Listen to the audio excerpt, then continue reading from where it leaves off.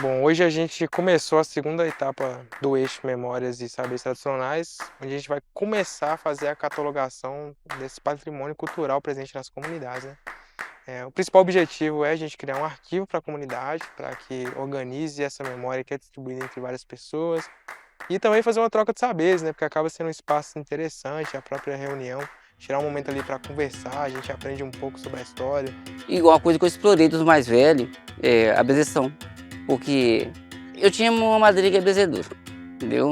Ela benzia, e sempre a gente levava, as pessoas iam lá, eu via ela benzendo. Mas é interessante como que constrói novas memórias e fortalece as já existentes, troca com os mais novos que estão presentes.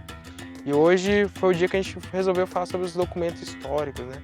E documento nessa concepção um pouco mais ampla, não só o documento papel, escrito, enfim, mas um documento no sentido mais amplo, como por exemplo, meu parente ali tinha uma roupa de congado velho, o outro tinha um ferro de passar, e isso acaba, são coisas, são elementos que ajudam a contar um pouco da história da comunidade, contar um pouco da história de como que esses antigos viviam, o que que eles trouxeram até a gente. Quando você é novo, tá no auge lá, você não vê não, mas depois que você vai ficando, passando o tempo, ficando mais velho, você vê isso tem uma importância doida. Mas é coisa que vai ficar pro passado, daqui a 30 anos, isso é bonito demais.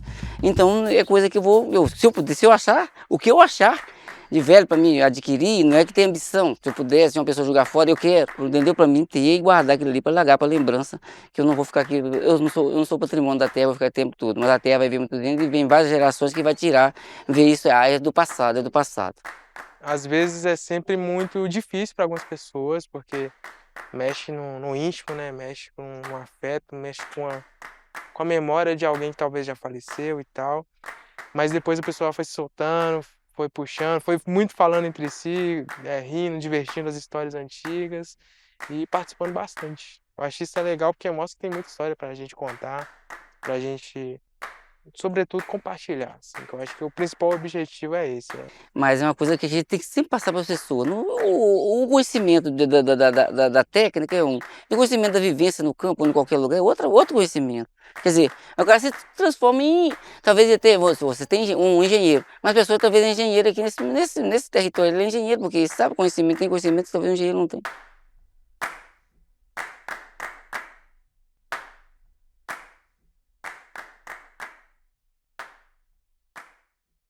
Bom, hoje a gente fez basicamente a validação de tudo que foi construído até agora. Na última etapa deste processo, nós vamos pegar todos os conteúdos que a gente discutiu e principalmente todos os materiais que foram sistematizados pelas próprias comunidades e transformar isso num texto que seria o conjunto de regras, o protocolo.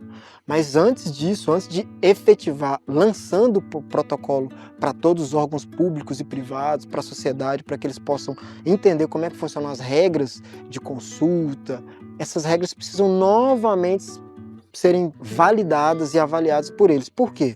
Na oficina anterior, a gente fez basicamente a sistematização. As pessoas iam falando e a gente ia anotando. Após isso, a gente leva todas essas folhas, porque a gente fez isso de maneira física, então eles iam falando, a consulta tem que ser dessa forma. Então a gente colocou tudo isso no papel, nós fizemos várias tarjetas no chão, e aí depois nós levamos essas tarjetas, transferimos tudo isso para o computador, sistematizamos isso no documento, e agora a gente trouxe esse documento de volta. Mas aí tem uma questão, porque quando eu construo o protocolo, eu preciso pensar em para qual público eu estou dialogando. Então eu construo o protocolo numa linguagem técnica, com palavras técnicas, trazendo inclusive o que o próprio protocolo de consulta diz, no sentido de que a comunidade vai criar regras para que o externo, então essa linguagem que está ali é do externo. Para nos resguardar, porque é um direito que nós estamos lutando, é um direito que nós estamos aqui no dia a dia, e vai nos resguardar que é nós que estamos lutando que vamos conseguir. Então hoje eu voltei para explicar para eles o que eles me disseram, que eu basicamente coloquei numa forma para o externo.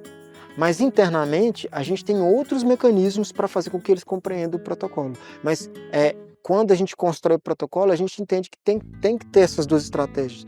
Uma escrita simples, objetiva para que a comunidade possa se apropriar, mas é uma linguagem também técnica para o externo, para entregar para órgãos públicos e privados, judiciário, legislativo, executivo. Como que eu posso dizer? Na minha vida, da vida de Paim da minha.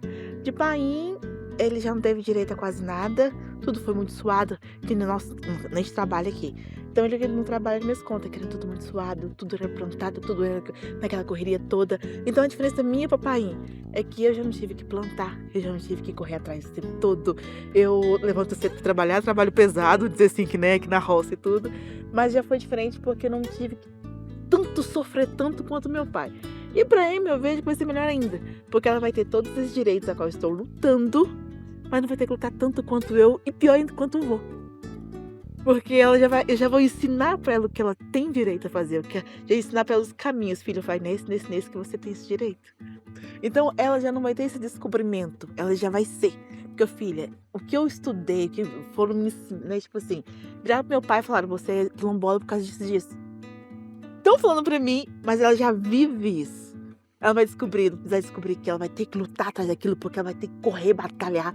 Ela já vai estar nessa tomada. Ela fala assim, a mãe já me ensinou que é isso, isso, isso. Já vai ser a vida dela. Mas o que importa é quem fica entre elas, né? Que é essa relação, essa confiança e essa memória compartilhada, né? Que a gente tá falando da história de todo mundo, não é só de uma pessoa, ou de uma casa, ou de uma família, mas de todo mundo que habita aqui há muitos anos.